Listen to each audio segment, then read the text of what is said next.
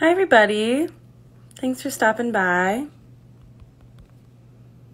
Just pinning a comment to let everybody who joins know what the deal is. Hey, Kaden. We have a very, very, very special guest today. We're here with Betty Who, and it's going to be a lot of fun. Betty! I'm glad you're excited, Kaden. I'm Emma. I'm with the Future Perfect Project, and we believe that the artistic expression of LGBTQIA plus young people, and really anybody, but especially young people, is a declaration of a better future for us all. So thanks for joining us in the future tonight, and thank you for being here and supporting art and supporting artists' journeys. We're just waiting on our very special guest. Hi, Celeste. Hi, Lisa.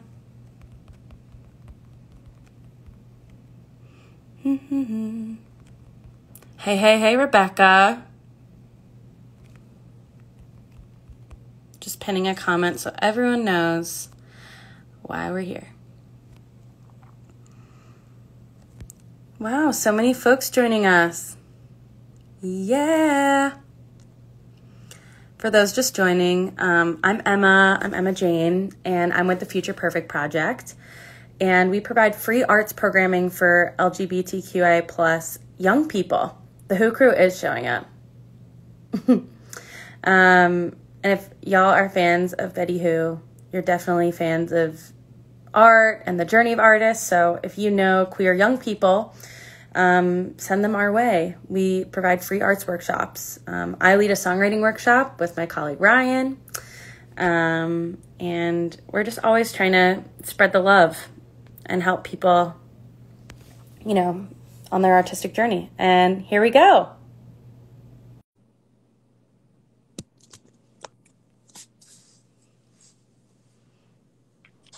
Hi. Hello. How's it going? I'm doing great. How are you, friend? Pretty good. Thank you for joining us. Yeah, thanks for having me. I'm happy to be here. Yeah, so we're the Future Perfect Project. We Tell love people. you. Hi. And everyone here is so excited to see you and to have you. And, we serve queer young people that are artists, not aspiring artists. They are artists. They're writing, they're making music, they are creating. And I want to talk to you because I think our young people are really inspired by hearing an artist journey kind of from start to finish, from what you were like in high school to becoming Betty Who. You know what I mean? Yeah, sure. I'm an open book, babe. You can ask me absolutely anything. All right, let's open the book. Let's start off easy. The way we introduce ourselves in our artist workshops are like this. So I'll do it first and then you'll go next. So okay. I'm Emma Jane. We're going to use our name, our pronoun, how we're feeling, and where we are. So I'm Emma Jane, and she's feeling excited in Philadelphia. So you'll go next. Okay. I'm Betty Who. She is feeling good. Good day. You have to embrace the good days in Los Angeles. Amazing. Yeah. So we work with all LGBTQIA plus youth and allies, and I'm wondering what queerness means to you and labels in general, I guess. Yeah, I have such a, to be honest with you, I have such a problem with labels for the most part. I think they're good because if it helps you find where you want to live, I think if that's what you want to do, then great. My personal experience with labels has been pretty, I don't want to say negative because it's more just been something I haven't had the best experience with. I think in my life, for the most part, I've just sort of been where I'm at. And I think I felt so often that a label sort of boxes me into something. And then if I'm feeling something different and I share that, then people are like, well, you said the thing that you were this way. And now you're not allowed to be this other thing. And so I definitely have struggled with that in the past. And still sometimes, I sort of openly identify as either bisexual or queer, but then I'm in a totally heteronormative relationship. And so it's it's straight, it's we're all just figuring it out. And I think it's interesting for me to sort of be coming to terms with who I am and all of these experiences I've had in my life, sort of off to the fact now that I'm in a, you know, hetero relationship, and I'm like, well, I think that's still, I'm still allowed to take up space and be who I am, you know. But then I think I've had some people sort of be frustrated with me because I'm not with a certain person or whatever, you know. So I in general, to answer your question, I think labels are important if they make you feel seen and heard and safe. They've not always done that for me. So I also think it's important that if it doesn't do that for you, then you should just do whatever the hell you want. That's all I want anybody to do ever. It's just like, be you and be psyched about it. Oh. Totally. And I feel like if you're queer and you're in the relationship, it's a queer relationship. Like, I love when people are like, if you're dating me, it's yay, because I am. Yeah. And so the whole thing doesn't matter who you are, we're in it. And you know, I think the older, you know, I don't want to speak for Zach, you know, but the older that I get, at least, like, the more queer I get, for sure. The gayer I get, 100%. And so I think it's like that, just the fact that we've chosen to spend our lives together, and he's the person that I just like love more than anything in the world, is what a gift. And, you know, he loves me in all of my whomever I feel like being. So it's kind of like I feel really safe, and like I found somebody who really gets that part of me and celebrates it while, you know, kind of knowing that he's on the outside of it. Totally. That's a really interesting way to put it, like celebrating you while being on the outside of it. We had someone in our workshop say that they identify as I don't know. And the more I think about my own queer identity, the more I'm like, that probably sums it up better. Same. I know, right? I don't fucking know. Totally. Yeah. I totally have that same experience. And I think it changes. And I think it changes as you age. It changes as your life experiences grow. Like, that's the best part. And I think the thing that the reason I feel so at home, I think, in the queer community and the gay community in general, is I think there is so much freedom for expression and that experimentation, and sort of, for the most part, you know, being encouraged to do whatever makes you happy. And that's the whole point, you know. And I think sometimes that gets lost in translation because people get their feelings hurt and people expect things or whatever. But I think that's life also, you know. My dad, when I was starting to do this Betty Who stuff and starting to make music, my dad always used to say, like, if 10 people are in a room watching you perform, 9 out of those people are going to love it and 1 person's going to hate it. And if you spend your entire career hating the 1 person who hates it and like being desperate to make them happy, he's like, you're just turning your back on all the 9 people who are super psyched about what you're doing. And it's like, give them your attention. They deserve it. They want it, you know? Totally. Wow. Go dad. Thanks, Dad, for that. I know, right? He's a king. Yeah. Amazing. So we talked a little bit about getting gayer every year, every day, which is all we can really ask for in this one life. When did you kind of come out as an artist? Like, when did you realize I have something to say through music? I think honestly, like, it was sort of an accident. I wrote my first song when I was 14. I was going through a lot, as every 14-year-old is. Oh yeah. And I had a lot of family stuff going on, and it was sort of this big family thing that happened, that my headmistress at my school wanted everybody to pray for me and my family. And so she told the entire school what was going on. And so then when I came back to school after being pulled out, everybody was like looking at me and sort of like, I felt a lot of attention. It was very intense, and I'm young and whatever. And so I didn't know what to do with it. And I channeled it. I was like, I went into the music building one day and I like grabbed my teacher after a couple hours. I was like, I think I just wrote a song. And I sat him down and I played it for him. And he was like, you know that not everybody does this. And I was like, oh, it's not that. It's like not a big deal. And he was like, it kind of is. Like, this is really special. You should keep doing it. And I think it took me until I was like, that was when I was 14. I think I was probably 17, like 16, 17, 18, when I started to really be like, what a weapon songwriting is, you know, what a gift, you know. And I started to sort of like feel my feelings and express things that I didn't, honestly, I do this all the time still. I don't even know I'm feeling something. And then I'll sit down and I'll write a bunch of stuff down and I'm like, I'm so sorry. Do I have my feelings hurt right now? Like, am I okay? Whoa. And so I think it's been, especially recently and during COVID and being home, and so much has changed and all this stuff that's sort of really, you know, unexpected and really difficult. for the most part, I have really like fallen back in love with that sort of connection to songwriting and feeling. And like, as I'm feeling stuff now, I have this big, I'm always trying to like draw inspiration to me. And so I'll have a thought and I'm like, maybe that's stupid, but maybe it's my best idea yet. And I have a whole folder. It's like pages and pages and pages long of just stuff that I like think randomly. And I try to put it into stuff. Totally. Hi, Molly. Yeah. Oh my God, I will marry you. My friend Molly just got on and she was like, yoo-hoo. Yeah. All right, well, this is our first proposal, so congratulations for that.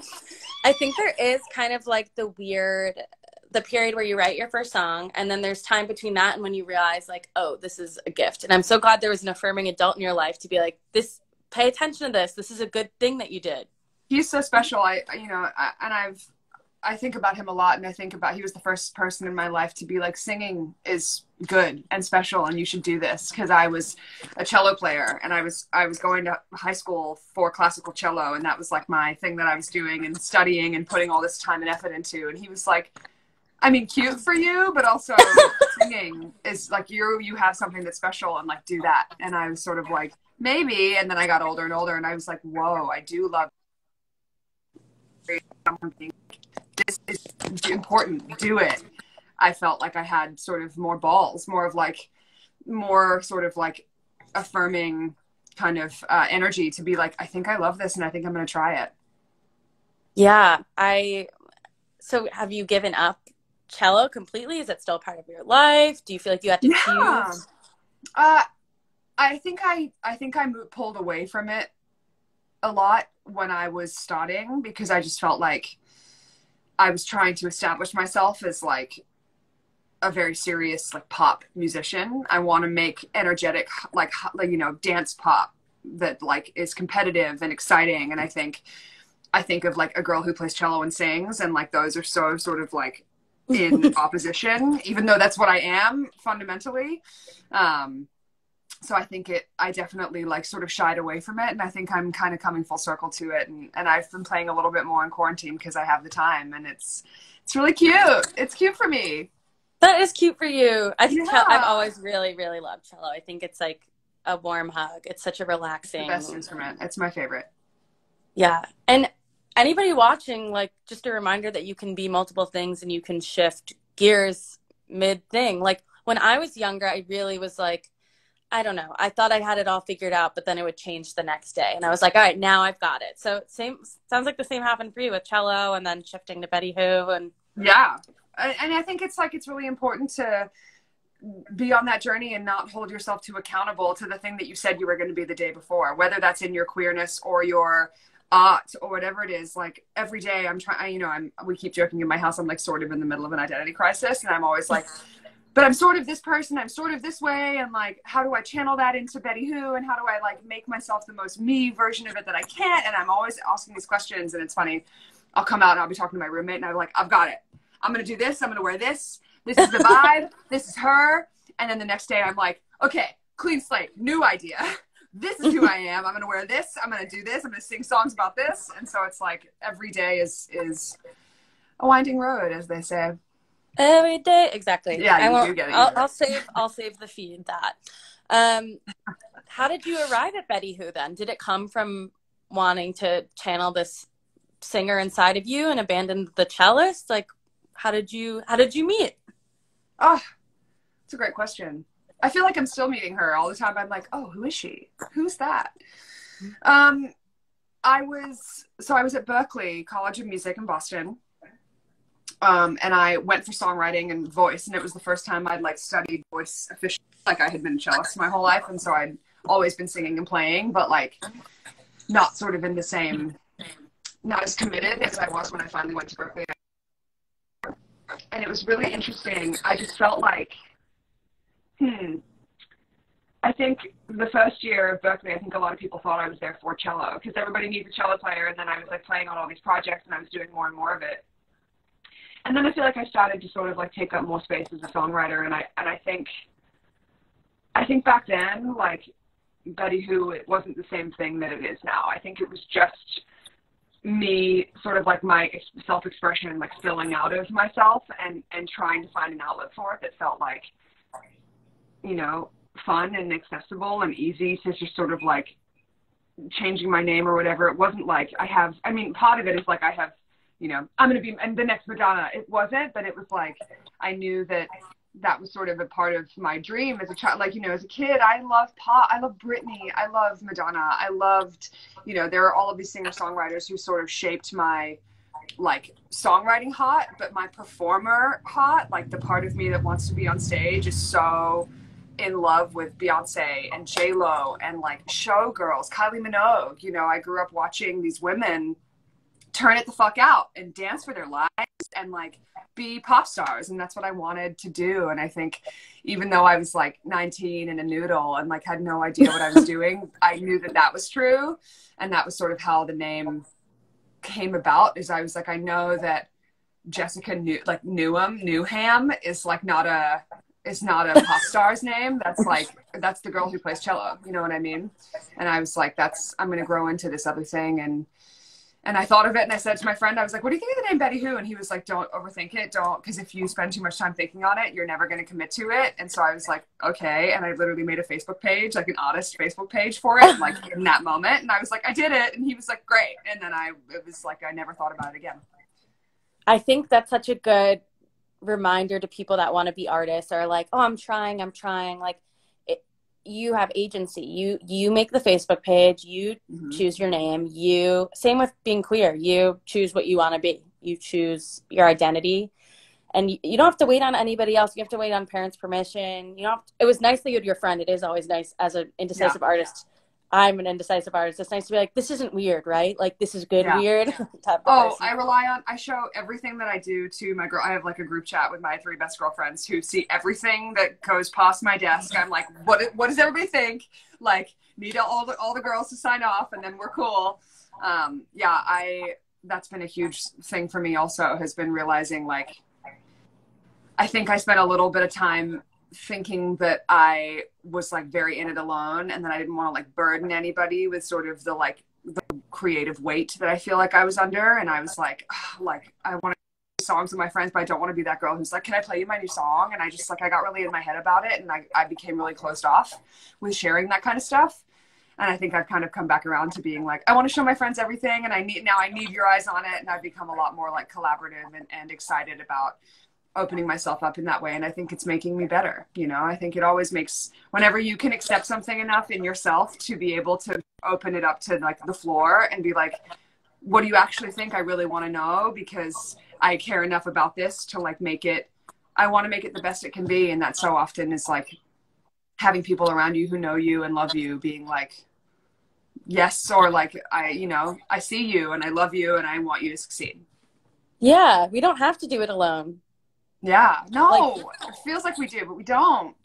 No, I don't know who made that. I don't know who started that rumor. It's really annoying. Well, but it also isn't a rumor, because it is, you feel, I mean, the number of times I've felt it, you know, and it is, it's, being an artist, I think the number one thing I will say that I've come to realize is that like some people will never get it. Some people will literally never understand, you know, and that's okay. There are different types of people, and an artist is a breed. Like we are a different breed of human. And I think that's the most important thing for my like artistic expression and my artistic journey, was finding people who lived in that community as well, you know, who could show me the way and be excited, like examples and a safe space for me. And in the moments in my life when I haven't had that really like artistic community around me, it's really confrontational, and it makes you feel like a big weirdo who, like, you know, it's hot. It's really hot. And I feel like that's such a great parallel to being in the queer community, especially as a young queer person. You know, the same thing of like finding your artistic friends. It's like finding the people who live within the queer community who inspire you and are living as themselves, and then that inspires you to live more out loud in your own truth. You know, I think no matter what you're pursuing or sort of who you want to be or whatever that thing is that sort of feels like you're self-conscious about it or whatever, like find the people that inspire you in that field, you know, and make you feel seen and safe and go like, oh my God, like it's so nice to see the thing that I feel in myself and somebody else, because it means I'm not alone, and it means that I have a little bit more help getting through this all. It's that crazy thing called life.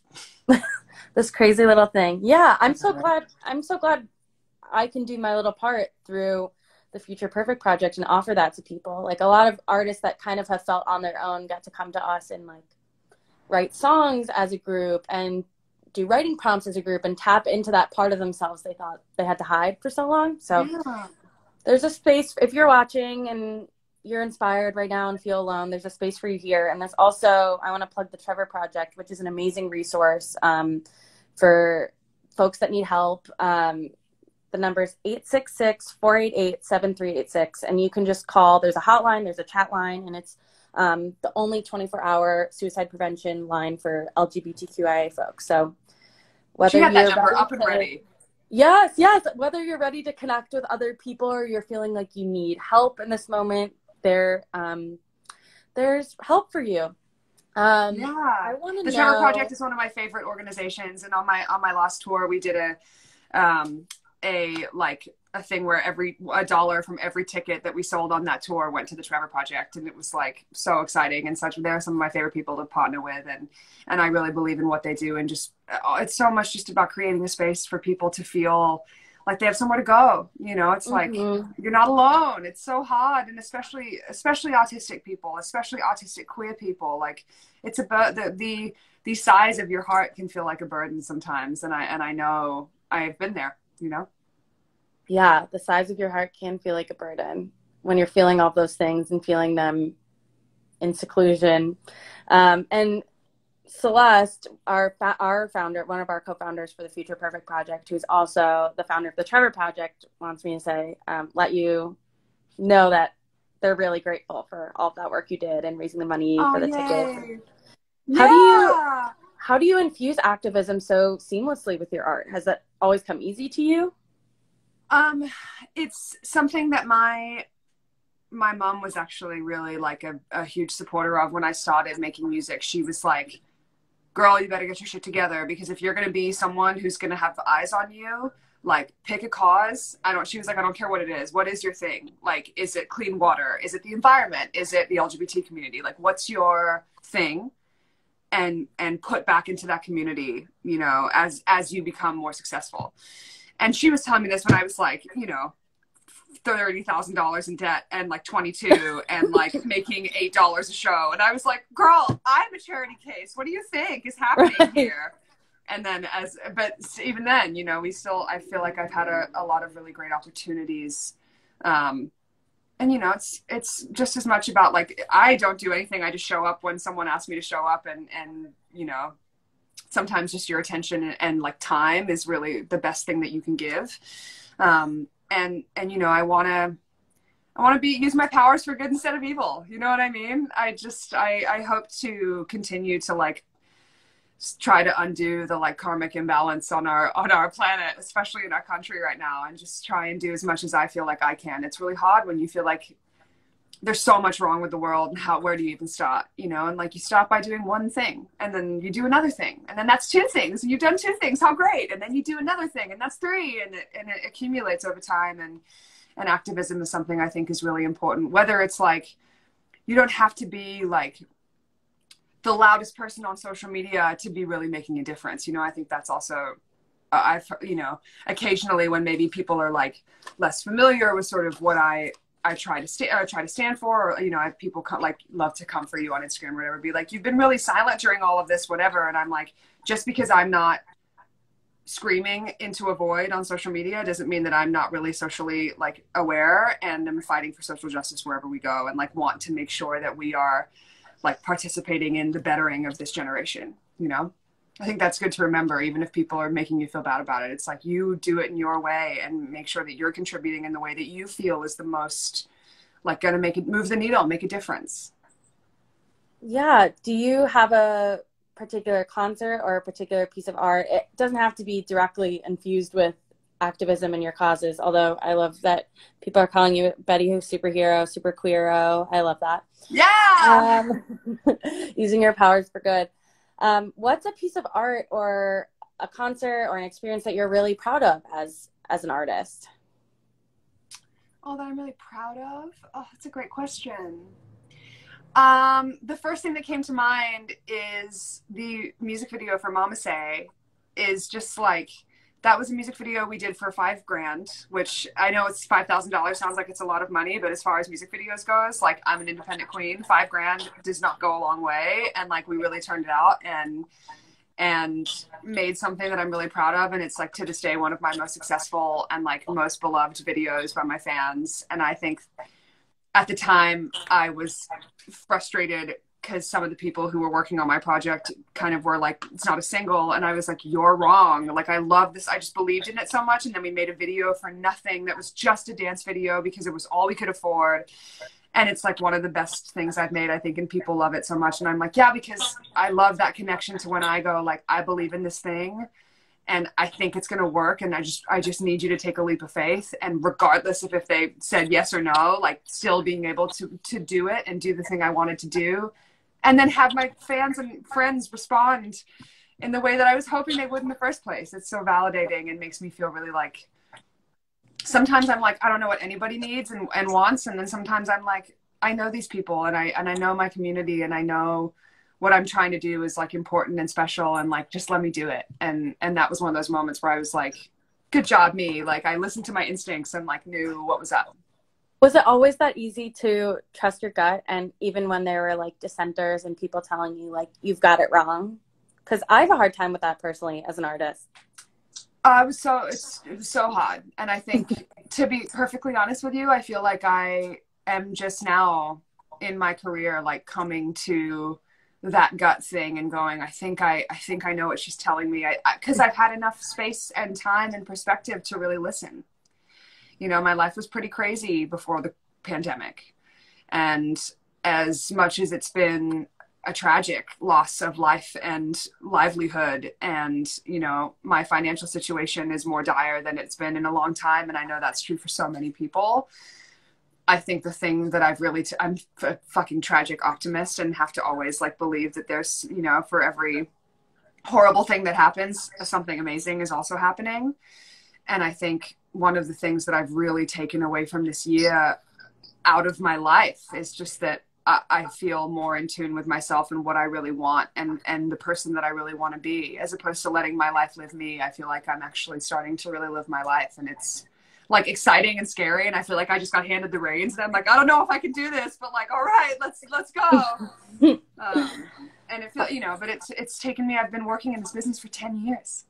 You know, that's a long time to be like, oh, am I a dumbass? And I've just known what I wanted to do this whole time. And I just like have been confused and distracted. You know, it's that's hard. Part of it, right? Like, you wouldn't have, had you gotten the reins earlier, so to speak, you wouldn't have put the music out that you had before, which people really enjoyed. And yeah, I'm sure you enjoyed making at the time. Yeah, no, of course. And you know, no matter what, I look back on all of my, you know, my 3 albums and I go like, what a gift. And like, I believe in myself. You have to. That's the other thing. If you're gonna, no one's gonna work as hard for you as you're gonna work for you. Like, no one's gonna believe in you as much as you believe in you. As Queen RuPaul says, if you can't love yourself, like, how the hell are you gonna love somebody else? And that's so true, but in so many other factors, you know. And I think me being my own biggest fan has been something that took a lot of time, but I've really come to, because I'm like, if nobody else is going to care, like, I think I'm awesome. I think I'm really talented and deserve it. And like, I've worked my ass off, and like, I know all of that about me, so that when other people try to take that away from me, they can't. You know, when you don't know that, other people have a lot more power and agency in that situation to really take that away from you. And I hate that. And I didn't want that to be true anymore. So I just like started standing myself, and it's been going great. You make like a Twitter stan account for yourself. Truly. Really take it. We should all make our own fan account. Yeah. Speaking of really loving yourself and showing up for yourself, you said you're an independent queen. I know you're an independent person, but does that mean you're like not signed to a label? Yeah, I'm an indie artist as well. And what's that not like? Signed to a major. There's a huge misconception that you need a major label to do this and do what you're doing. So yeah, I don't know that it's not true. If I'm being perfectly honest, I survive, and I'm sustaining independent artistry, and I've gotten so much out of it. But it's really expensive to be an artist. And that's just the sad, hard truth of it, is like, you know, I I've taken a lot of L's, and I have put myself in a position that is a little scary and precarious, but for the love of art, you know, for the love of myself and what I knew I wanted. And so I'm not trying to be negative, because I love being an independent artist, and I think the power, like, more power to you, and everybody should be a fucking independent artist, and how great would that be? Right. I think I just want to be, like, candid and honest and say that, like, as for, you know, there are pros and cons, and for all of the pros that come with being an independent artist, there are, you know, a ton of things that I think maybe only a label can do. And I don't know if, I don't know. I have, like, spent enough time as an independent artist now to, like, sort of be like, okay, I think I could see myself signing again if that was where I was at. But also, if I want to trust my intuition and my, like, artistic integrity more than anything. And, like, if it wasn't right, I wouldn't just do it to do it, because that's what I did the first time, and I learned the hard way. You know, I think it would have to be the right partnership and with the right people. And I think that's really all any artist can hope for, is to find someone, whether that's at an independent distributor or with a major or whoever, that you find people who get you and want to support you and stand up for you and be a voice for you inside the building, you know? I appreciate you being so candid, because yeah, you don't want to BS the people watching and say, like, it's going to be easy, because it's not. And someone just said teams are meaningful if they're the right team. I totally agree. And that's showing that you value yourself and you stand yourself, because you're like, yes, I'm waiting for the right team. I'm not just going to settle. Exactly. And I think, you know, I feel this way about myself because I spent, you know, enough time, I feel like, working at it and being around, that I should feel this way, and I have earned it, but I want everybody to feel this way about themselves too. Like, I deserve it. You deserve it. You know, it's like, you deserve the right team. You deserve the attention and care and love of somebody that understands that this is your livelihood, because that's the thing that I had the most difficulty with, and I felt the most sort of frustrated by in my first major label experience, is just, I eat, sleep, drink, shit Betty Who. This is my whole existence, is caring about this and wanting this to work, and putting my entire heart and soul into this thing. And then I was working with a bunch of people who were, you know, they go home at 5 o'clock and they don't check their emails, and they go home to their families, and that's their lives, and it's a day job, and it's 9 to 5. And between the hours of 9 to 5, maybe you can get a hold of them and get an answer for something. But when they go home, they're not laying awake thinking about me and my career, you know, and I am. And so I sort of vowed to myself that I wanted to surround myself with people who, I don't necessarily need you to be, like, losing sleep over it, but I need you to understand that I'm losing sleep over it. And I need you to show up when you're supposed to show up, because I always show up. And I think that's been sort of my standard now for the people that I want to work with. And it's been so refreshing and exciting to find the right partners and the right people who believe. You have to believe. You got to get down. If you're not in, if you don't get it, then why would you be here? You know, I get it. I understand. You invented it, honey. A lot of people understand what's going on here. Come to a show. You'll see that a lot of people get it. It's just about, you know, finding the right people to make your dreams come true. And it truly takes a village. Well, I have learned so much from you tonight. As an artist myself, with a long last name that doesn't feel artisty, and I'm finding my own Betty Who of myself. It's been really refreshing to hear everything and how candid you are. I want to leave with as an optimist, as you said you are. I want to hear your idea of your perfect future for yourself and for the young people, for those young LGBTQ plus artists that are working on their own Betty Who's and tapping into that person right now.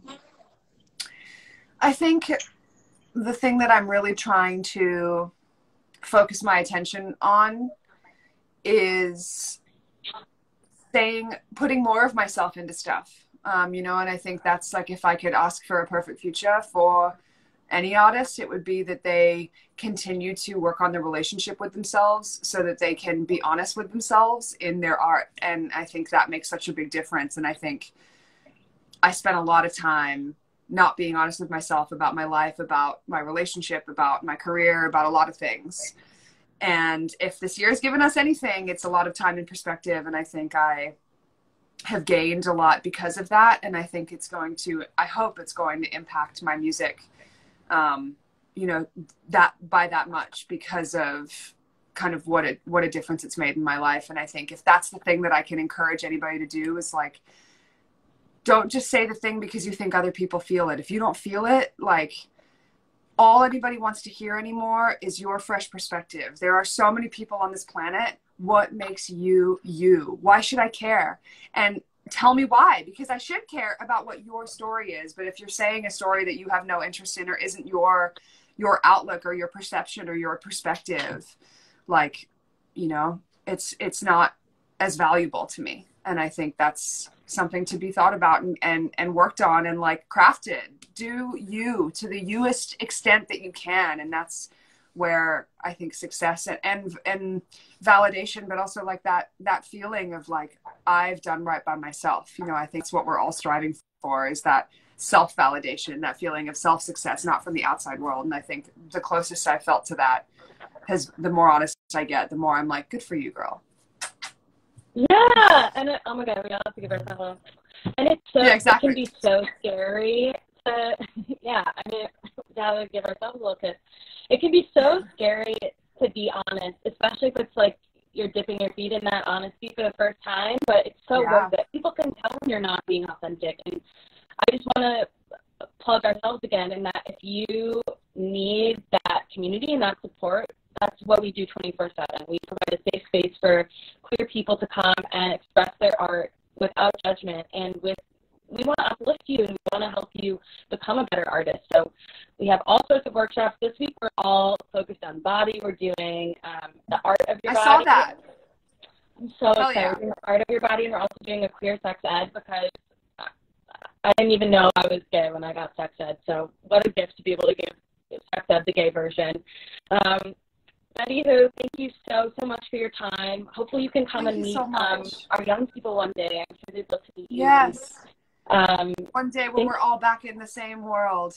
We're all back in the same world. Exactly. Thank you so much. Have a great rest of your night. And thank you. You too, my love. Thank you so much. I'm excited to hear what's next from you. Yeah.